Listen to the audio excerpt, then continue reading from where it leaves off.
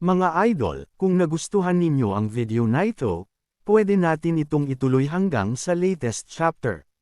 Mag-iwan lang kayo ng comment sa ibaba at huwag kalimutang mag-subscribe sa ating YouTube channel.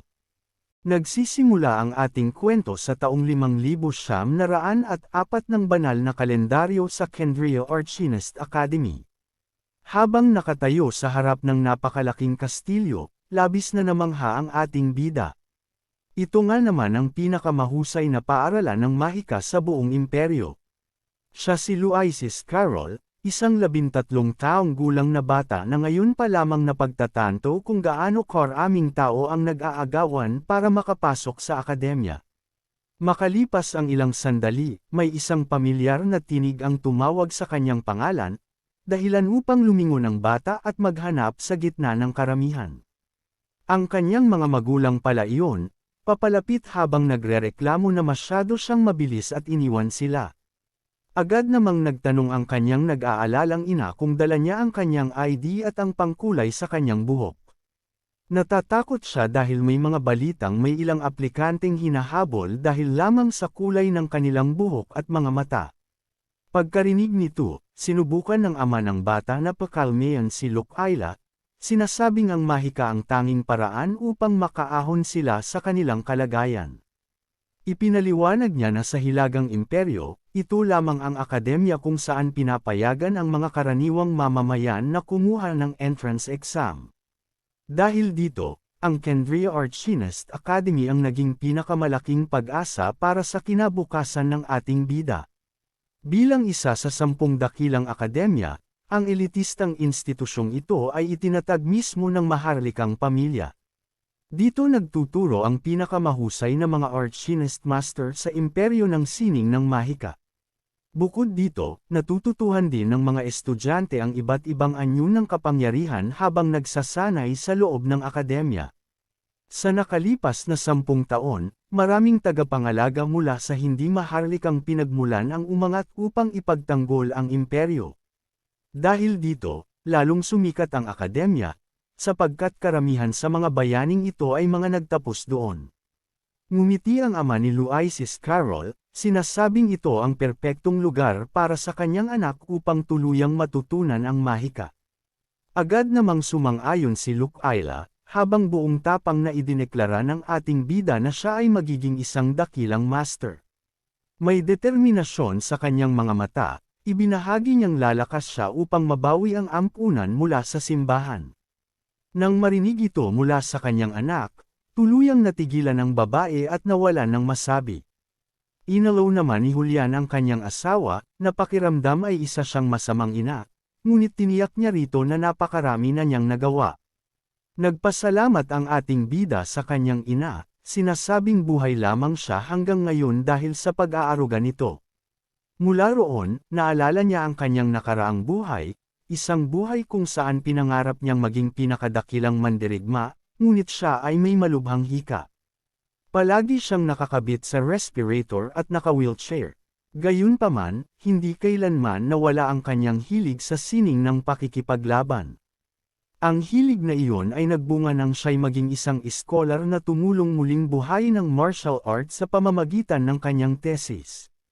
Ngunit may isang tusong iskolar na nagnakaw ng kanyang gawa at, mas masahol pa, inakusahan pa siya bilang tunay na magnanakaw. Ginamit ng lalaki ang kanyang karamdaman laban sa kanya, iginiit na ang isang may sakit ay hindi karapat-dapat sa anumang karangalan.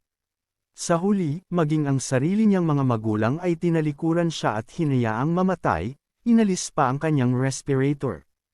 Sa kanyang huling sandali, hiniling niya na sana'y mabuhay pa siya ng mas matagal, magkaroon ng malusog na katawan, at isang pamilyang nagmamahal sa kanya. At natupad ang kanyang hiling, sa taong 70 ng banal na kalendaryo, sa lungsod ng Mantia sa Hilagang Imperyo. Noon, may nagtanong kay Lucaila kung talagang tatanggapin niya ang bata dahil sa kulay ng buhok. Nito, sa sandaling iyon, nagtataka ang sanggol kung nasaan siya, sapagkat dapat ay wala na siya sa mundong iyon, habang ang isa pang madre ay nag-aalala. Ngunit sinabi ni Lucaila na inosente ang bata at inampun niya ito, pinangalanan siyang Luisis Carroll. Sa kasalukuyan, masayang nagmumuni-muni ang ating bida dahil ngayon ay mayroon na siyang malusog na katawan at isang pamilyang tunay na nagmamahal sa kanya. Bigla namang may lumitaw na isang mayabang na maharlika na itinulak ang kanyang ina habang pasigaw na sinasabing tumabi ito. Dahil sa pagtulak, natamba si Lucaila, at agad namang sumugod ang kanyang anak at asawa upang tulungan siyang tumayo. Pinagtawanan ng lalaki ang pangarap ni Luisis Carroll, sinasabing imposible para sa isang karaniwang mamamayan na maging isang Grandmaster. Nang marinig ito, nag-alab ang galit ni Luisis at tinitigan ang maharlika ng may matinding puot. Naiinis, sinabi ng maharlika na nadumihan siya dahil nahawakan niya ang isang karaniwang tao at umaasang hindi siya malas. Pulang-pula na ang paningin ng ating bida at handa na siyang makipagsuntukan, ngunit hinawakan ng kanyang ama ang kanyang braso at pinaalalahanan siyang mag-focus sa entrance exam na magsisimula na. Pilit man siyang lumaban, mahigpit ang kapit ng kanyang ama kaya't hindi siya makausad. Pinagalitan din siya ng kanyang ina, sinasabing magtiis muna siya dahil nangako siyang hindi magdudulot ng gulo. Sa hiling ng kanyang mga magulang, unti-unti siyang kumalma, kahit labag sa loob.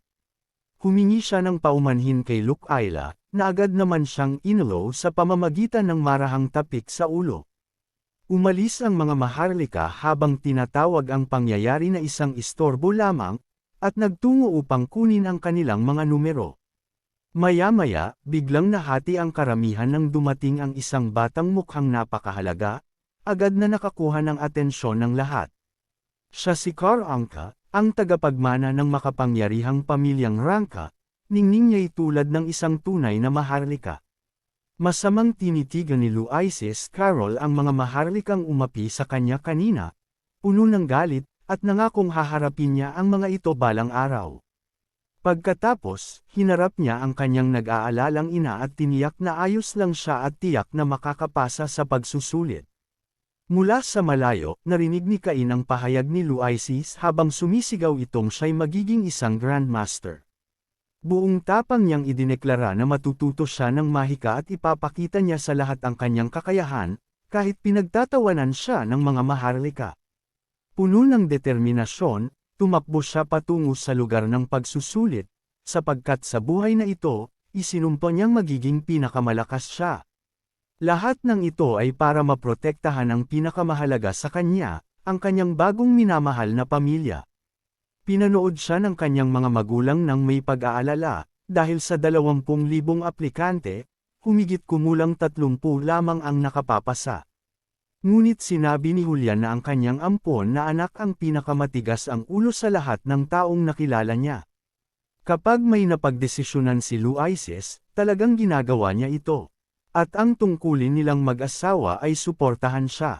Dumating ang ating bida sa bulwagan ng pagsusulit at agad napansin na mas matatanda sa kanya ang lahat ng naroon.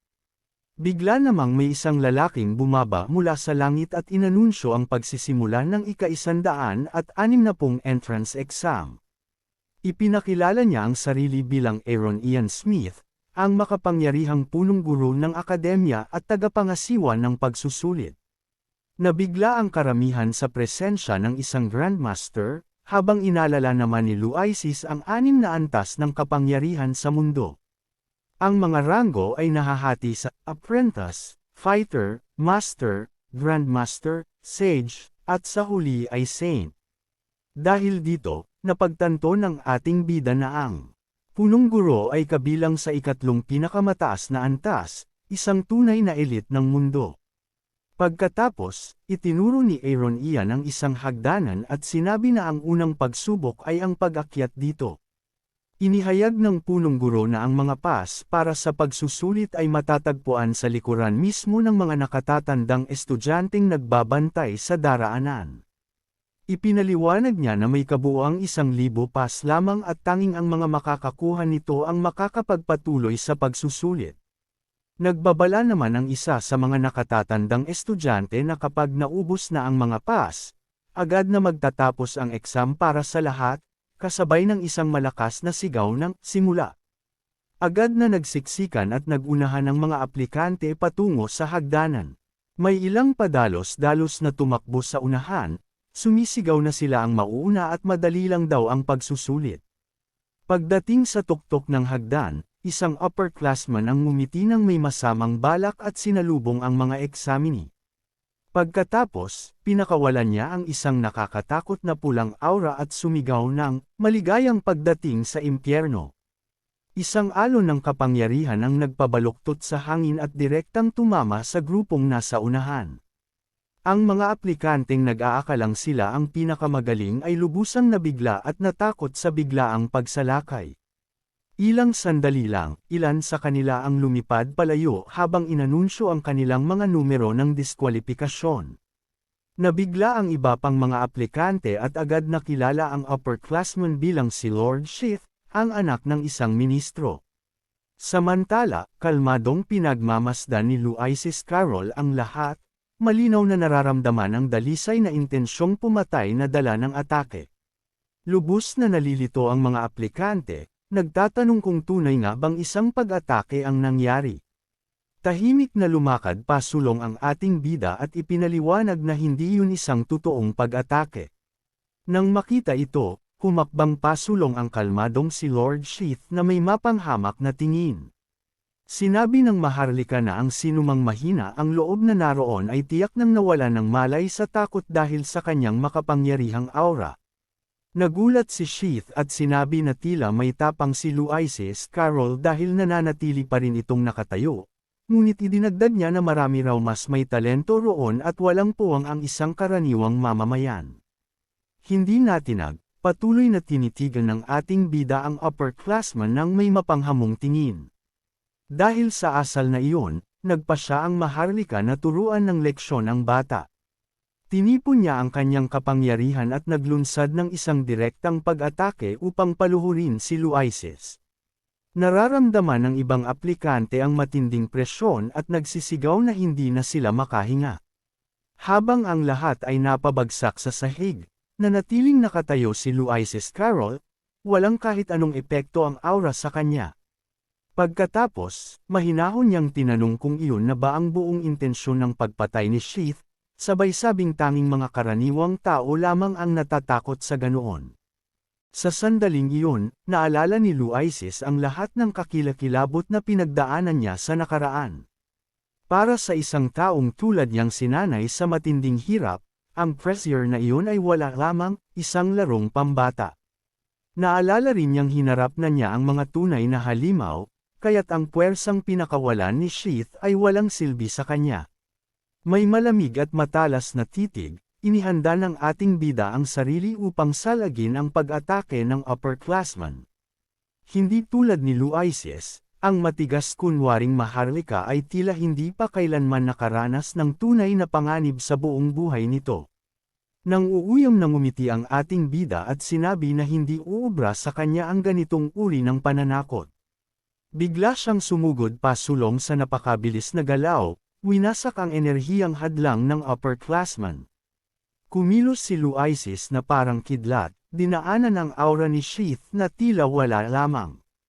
Baluktot sa galit ang kanyang mukha habang inihahanda niyang ipakita sa mga Maharlikang ito kung ano ang tunay na kapangyarihan. Sumigaw siya na ipaparamdam niya sa kanila kung ano ang tunay na intensyong pumatay. Isang napakalakas na bagzo ng hangin ang sumabog mula sa kanyang kamao. Lubos na namangha ang ibang mga aplikante sa ipinamalas na lakas. Samantala, nanigas sa takot si Sheath, ramdam ang napakabigat na pressure na nagmumula sa isang karaniwang mamamayan. Huminto ang kamao ni Luisis ilang pulgada lamang mula sa mukha ng upperclassman, na ni hindi man lang nakatugon. Makalipas ang ilang sandali, itinigil ng ating bida ang kanyang suntok, nag-iwan ng matinding impresyon sa lahat.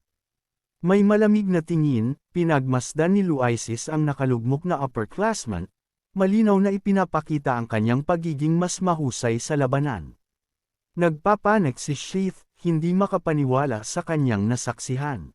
Nakabuka ang mga bibig ng ibang Maharlika, hindi makapaniwalang natiis ng bata ang lahat ng iyon nang hindi man lang gumagamit ng mahika.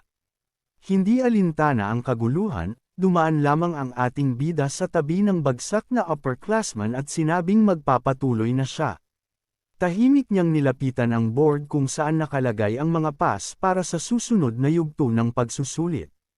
Inabot ng kanyang kamay ang isang pass, sinisiguro ang kanyang pwesto sa susunod na bahagi ng selection.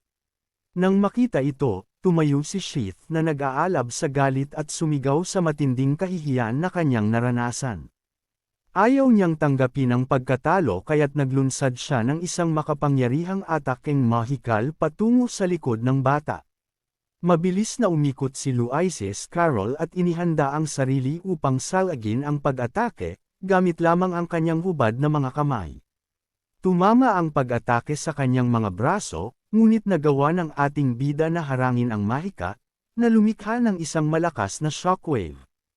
Hindi makapaniwala si Sheath, hindi niya matanggap na napigilan ng isang karaniwang mamamayan ang kanyang atake nang hindi gumagamit ng mahika. Biglang lumitaw ang punong guro na si Aaron Ian at inanunsyo na nakapasa ang bata sa pagsusulit. Agad namang nagreklamo si Sheath, iginiit na isa lamang itong karaniwang mamamayan. Ipinaliwanag ni Aaron Ian na pantay-pantay ang turing ng akademya sa lahat, sapagkat sa harap ng mga halimaw, walang pinagkaiba ang maharlika at karaniwan. Dahil sa aral na iyon, napatahimik si Sheath. Nagpasalamat naman ang ating bida sa punong guro sa kanyang pakikialam. Ilang sandali pa, binati ni Aaron Ian si Luisis Carroll sa pagpasa sa unang yugto ng pagsusulit, ngunit napatingin siya sa kulay ng buhok ng bata at nagkomento na medyo nakakabahala ito. Ang pag-aalala ni Aaron Ian ay nag-iwan ng mabigat na tensyon sa hangin tungkol sa magiging kinabukasan ng ating bida.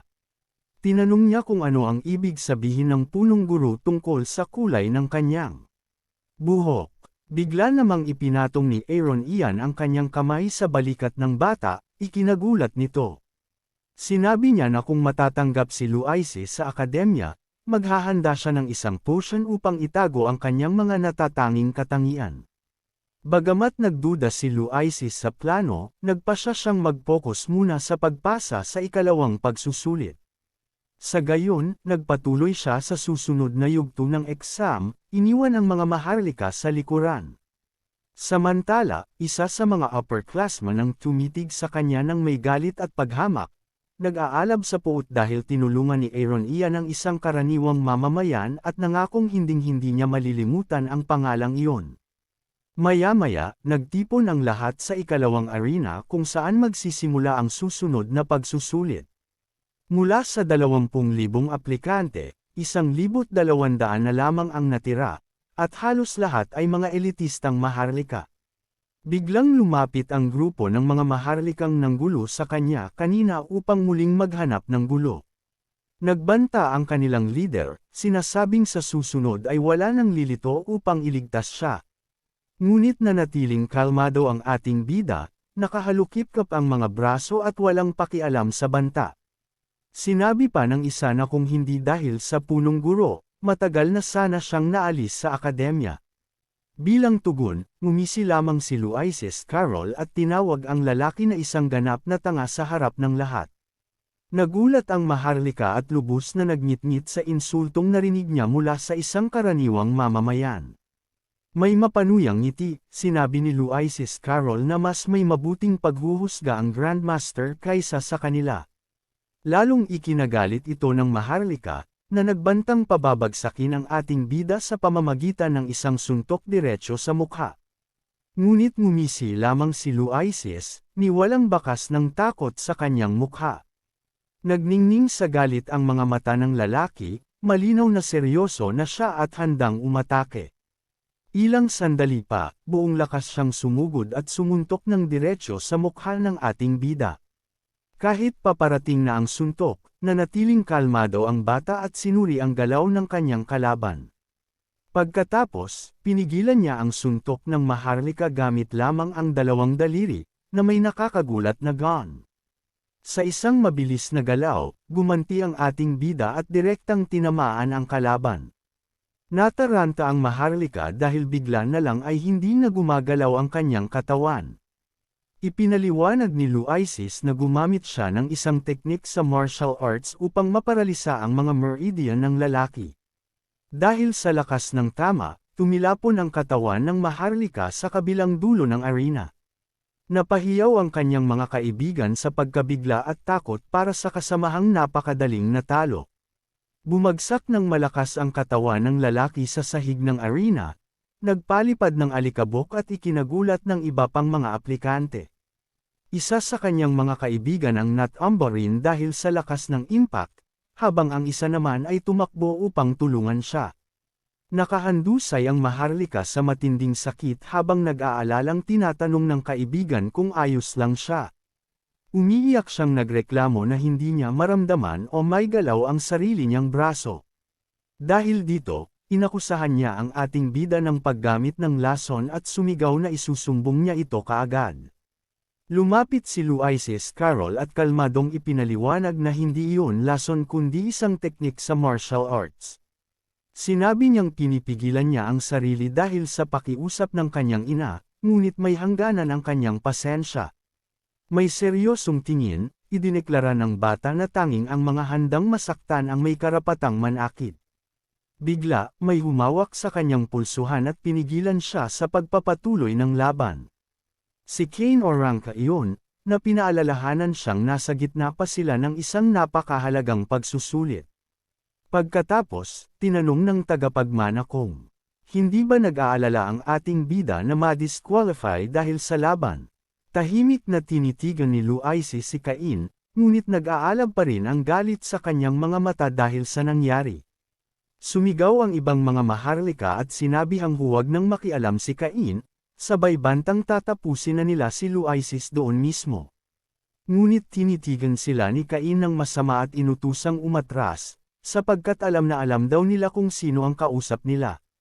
Sa harap ng babala ng tagapagmana, nagngit-ngit ang mga Maharlika ngunit napilitan silang umatras. Kaya naman tumalikod ang leader ng grupo at umalis kasama ang kanyang mga kasamahan, nagbubulong-bulong sa galit. Sa isip niya, wala raw pinagkaiba kung karaniwang mamamayan o Maharlika, pare-pareho lamang silang basura. Pinanood ni Luisis ang pag-alis ng mga lalaki at napag-isip-isip na lahat ng Maharlika ay pare-pareho lamang, ginagamit ang kanilang kapangyarihan upang apihin ang iba. Matapos ang gulo, lumapit si Cain at pinuri ang lakas at tapang ng ating bida. Pagkatapos nito, iniunat ng tagapagmana ang kanyang kamay at inanyayahan si Luisis Carroll na bumuo ng isang koponan kasama siya. Ilang sandali pa, may ilang babae ang lumapit at nag-alok na sumali sa koponan ng mga Maharlika. Hindi nagtagal, napalibutan si Cain ng maraming Maharlika na gustong mapasama sa kanyang grupo. Nagbulungan ang ibang mga aplikante na ang pagsama sa tagapagmana ng pamilyang Oranka ay siguradong tiket sa pagpasa. Ngunit simpleng ibinaling lamang ng ating bida ang kanyang ulo at tuluyang binaliwala ang alok ni Cain. Bigla namang may isang mahiwagang bilog ng liwanag ang nabuo sa gitna ng malawak na arena ng labanan. Lumulutang sa himpapawid, binati ng punong Verong si Aaron Ian ang lahat sa pagpasa nila sa pagsubok ng kalooban. Pagkaraan nito, inanunsyo niya na ang susunod na yugto ay magiging isang pagsubok ng lakas. Kasabay nito, may mga kumikislap na marka ang biglang lumitaw sa dibdib ng bawat aplikante, dahilan upang malito ang lahat. Nagulat si Cain nang makita na ang kanyang marka ay may katangiang lupa, katulad ng sa ilan pang iba. Lubos na nabigla ang bida ng pamilyang Oranka, hindi maintindihan kung ano ang nangyayari. Bigla, bumigat ang katawan ni Cain at ng iba pa, dahilan upang bumagsak sila sa lupa. Isang napakalaking magic circle ng lupa ang nag-activate sa buong arena, ikinulong ang lahat ng aplikante. Sa huli, ipinaliwanag ni Aaron Ian na lalaban sila sa ilalim ng impluwensya ng mahikang ito para sa ikalawang pagsusulit.